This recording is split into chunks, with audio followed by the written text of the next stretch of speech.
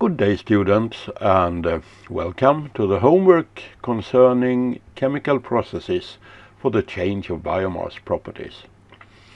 You will of course know that most conversion processes involve chemistry. But what I mean is that the processes I describe in this nugget are based on certain chemical reactions going to some kind of equilibrium by aid of some reagents and maybe catalysts. To set the equilibrium, it may be necessary to adjust temperature and pressure. But the thing is that there are one or more specific chemical reactions strived for. So the examples we looked at in the theory session were the substitution of one alcohol, glycerin, by methanol, and then the esterification processes. And then we looked at another process.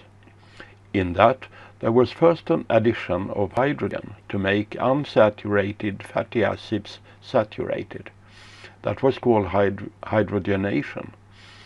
And then there was an addition of propane to break down the glycerol.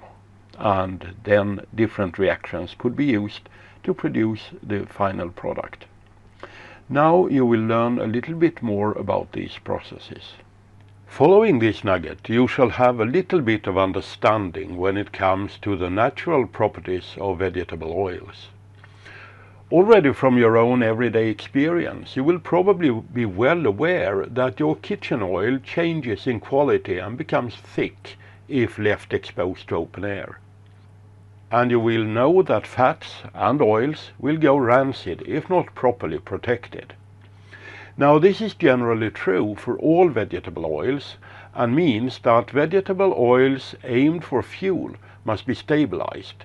We talked about that in the theory session. And then I mentioned two products and two processes. But we will go more into them now in this homework session. And then finally, I will want you to have a look around in your own region to get an idea of the market. So that is what you shall learn in this nugget. To arrive at this knowledge, you shall go through a bit of literature. And the first thing you shall do is to gain a deeper knowledge about the FAME process. To do that, I will refer you to an excellent description hosted by Penn State University. So search for e-education Penn State. And then when you have that page on your screen, you click Programs and Courses on the menu. Now scroll down a bit on that page until you find the Open Educational Resources. And once you found that, click on it. And then search for biofuel. You will notice that among the courses offered when you search for biofuel, you find one that is about ethical aspects, and that might be of interest to you too, but the ones we will look at now is the one that concentrates on alternative fuels. So click on that and open that course. In this course, you will study chapter 9, which is about biodiesel, and you will concentrate on sections 1, 2, 3, and 4, because you will already have an assignment given in this nugget, so you don't have to do their assignment, which is 9.5, and skip summary and final tasks too. Well, you might want to look at the summary, but you shall then concentrate on sections 9.1, 9.2, 9.3, and 9.4.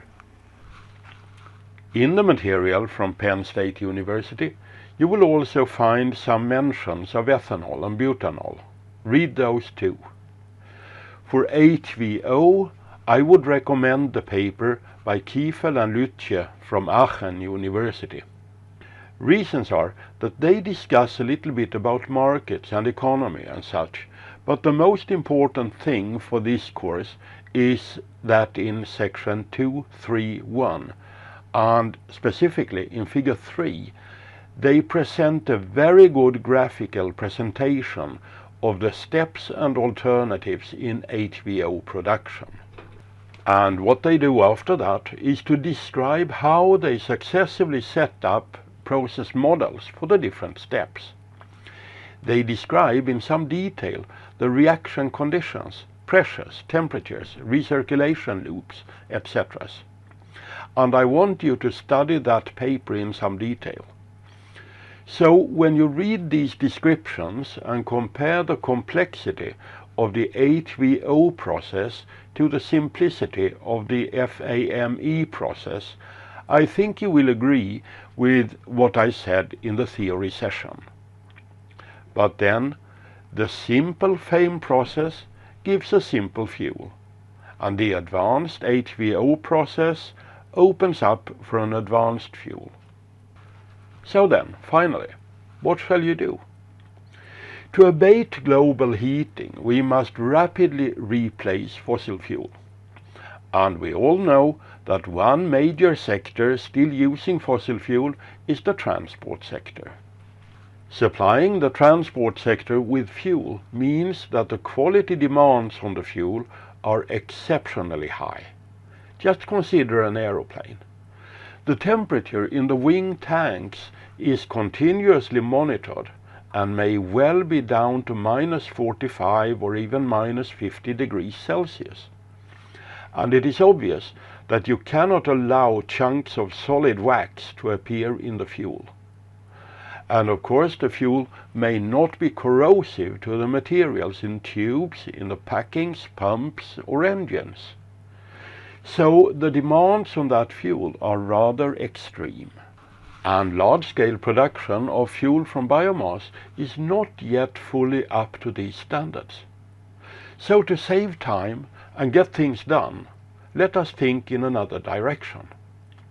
There are still lots of industrial processes using fossil oil.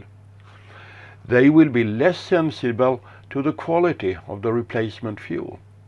So why not substitute the industrial use of fossil oil with FAME for a start?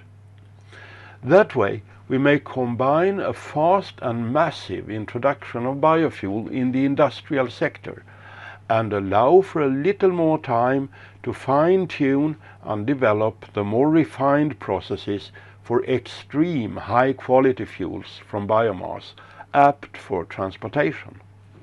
So what I want you to do is to open your eyes so that you realize that the transport sector is not the only sector using fuel. Look around for some fuel-consuming industries. Try to find which fuels they use and how much. Write down this so that you have these numbers accessible, because you will need them later in this course.